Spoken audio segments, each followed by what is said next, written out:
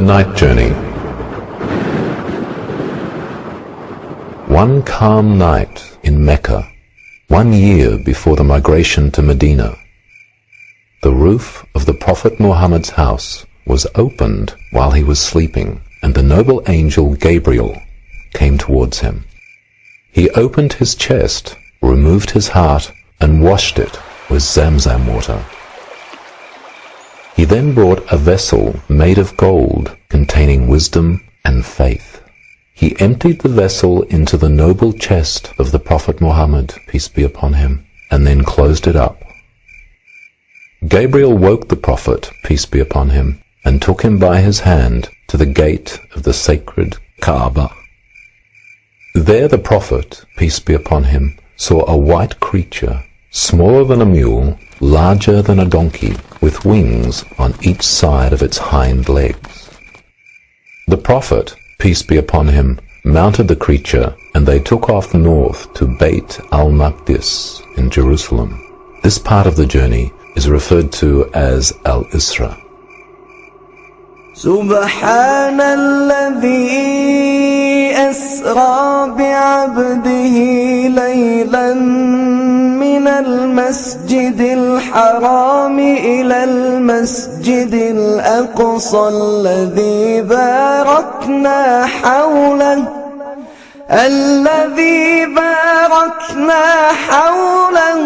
لنريه من آياتنا إنه هو السميع البصير. After dismounting the creature, the Prophet, peace be upon him, entered Al-Aqsa Mosque and prayed 2 units. He then saw the prophets Moses, Jesus, and Abraham, peace be upon them all, and was instructed to lead them in prayer. Next, Muhammad, peace be upon him, mounted the creature again and set off, shooting out of the solar system into the heavens. This ascension is known as Al-Miraj. Gabriel led the Prophet, peace be upon him, to the Lot tree. At this point of the Prophet's journey, Allah spoke and revealed to him the last verses of Al-Baqarah. It is during this miraculous journey that Allah made the daily prayers compulsory. Initially, 50 daily prayers for the Prophet, peace be upon him, and his followers. After the Prophet Muhammad, peace be upon him, received these instructions from Allah, he came down until he passed by Moses, who asked about the acts of worship Allah had prescribed for him. When the Prophet, peace be upon him, informed him about the 50 prayers, Moses said, "Your people will not be able to perform 50 prayers each day. I tried the people before you. I had to deal with the children of Israel, and it was very difficult for me. Go back to your Lord and ask him to reduce the burden on your people." The Prophet, peace be upon him, did so, and Allah reduced it by 10. But when he came by Moses again, he suggested that he return and request a further reduction for the same reason, so he returned. Muhammad, peace be upon him, continued to go back and forth between his Lord and Moses until Allah said, "There will be 5 prayers every day, each being rewarded as 10, thus making it equivalent to 50 daily prayers." The Prophet, peace be upon him, passed by Moses once more and informed him of the 5 daily prayers. Moses repeated that he should go back again. However, the Prophet, peace be upon him, said, "I have asked my Lord till I am too shy to face him. I accept this and submit to him." On this journey, the Prophet, peace be upon him, was taken to paradise, where he saw dwellings made of pearls and their soils made of musk. He was also taken to hell, where Allah revealed to him scenes from the future. He saw people, punishments for different sins. The Prophet, peace be upon him, then returned home to find his bed still warm.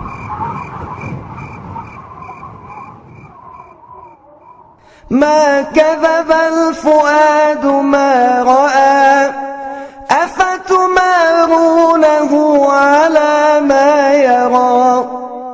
ولقد رآه نزلة أخرى عند سدرة المنتهى عندها جنة المأوى إذ يغشى السدرة ما يغشى ما زاغ البصر وما طغى لقد رأى من آيات ربه الكبرى.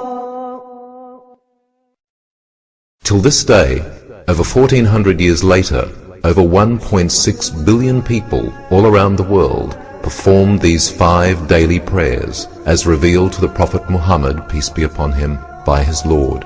Since that revelation, and with the spread of Islam, this prayer is performed in many countries outside of Arabia, with approximately 400 million in Africa,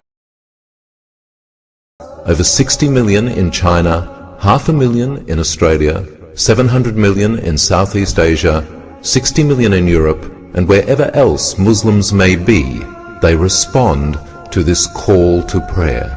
In this film, through authentically recorded sayings of the Prophet Muhammad, peace be upon him, and his companions, we will describe the manner in which the Prophet, peace be upon him, prayed as he instructed us to, when he said, "Pray as you have seen me pray."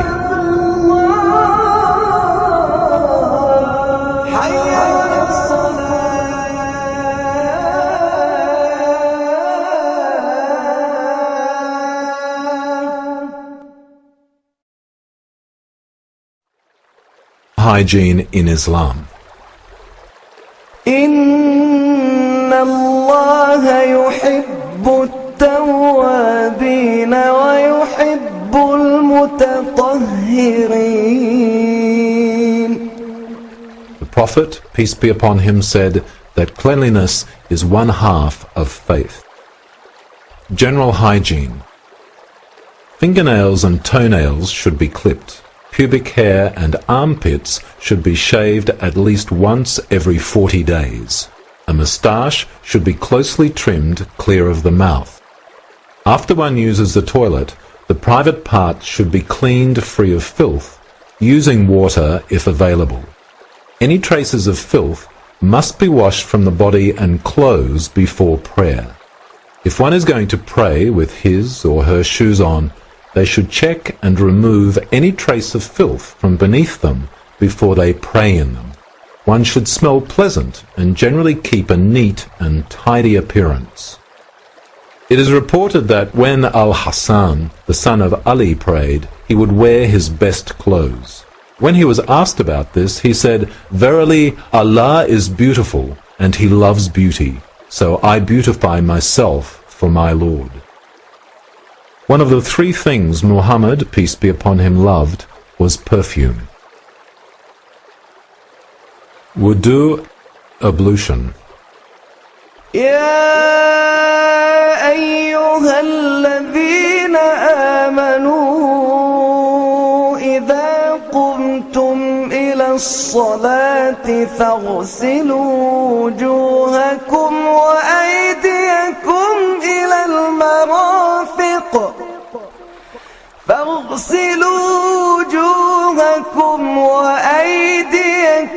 إلى المرافق وامسحوا برؤوسكم وأرجلكم إلى الكعبين.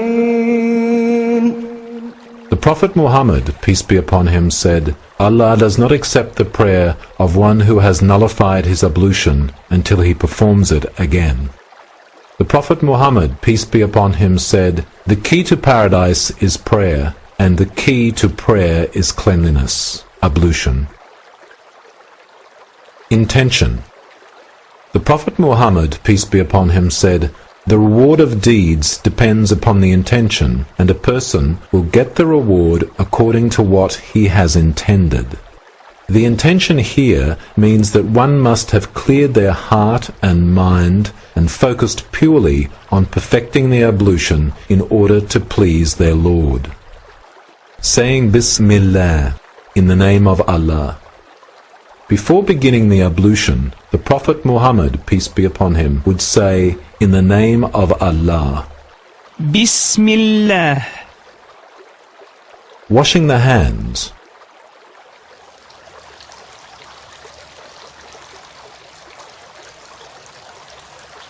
Muhammad, peace be upon him, poured water on his hands and washed them 3 times, rinsing the mouth.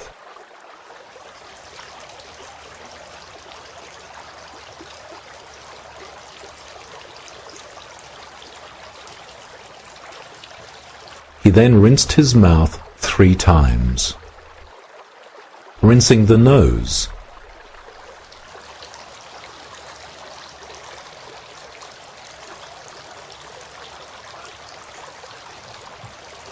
Then he sniffed water into his nostrils using his right hand and blew out using his left hand 3 times.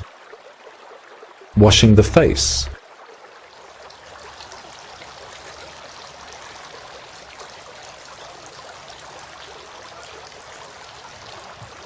He then washed his face 3 times. Washing the beard.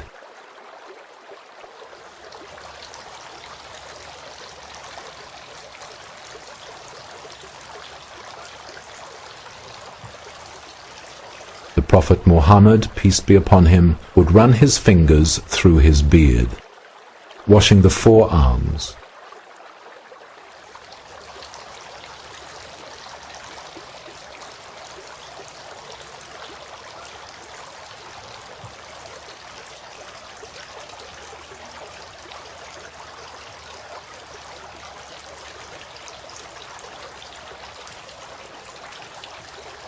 Then he took a handful of water and washed his right forearm, and again took another handful of water and washed his left forearm. Wiping the head.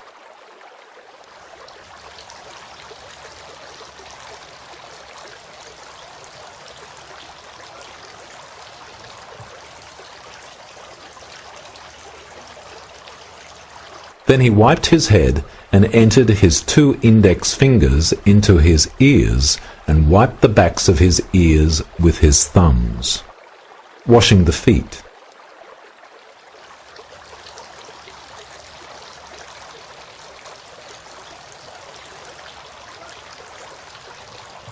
And he washed his feet up to the ankles 3 times. When the Prophet, peace be upon him, made ablution, he would enter the water between his toes with his little finger. Supplication. The Prophet, peace be upon him, said, "If one completes and perfects the ablution, and then says, 'I testify that there is no God except Allah, the one who has no partner, and that Muhammad is his slave and messenger,' the 8 gates of paradise will be opened for him, and he may enter through any gate he wishes." أشهد أن لا إله إلا الله وحده لا شريك له وأشهد أن محمدا عبده ورسوله. Summary. Make an intention and say Bismillah. Wash the hands. Rinse the mouth. Rinse the nose. Wash the face, wash the beard, wash the forearms, wipe the head, and wash the feet. General points about ablution. Water usage. The Prophet Muhammad, peace be upon him, used to perform a complete ablution with just 2 handfuls of water. Brushing the teeth. The Prophet Muhammad, peace be upon him, said, "If I had not found it hard for my followers or the people, I would have ordered them to clean their teeth with siwak, the Muslim toothbrush, for every prayer." Beginning with the right. The Prophet Muhammad, peace be upon him, loved to begin with his right side while cleaning or purifying himself. Washing each part. The Prophet Muhammad, peace be upon him, performed ablution, washing each part once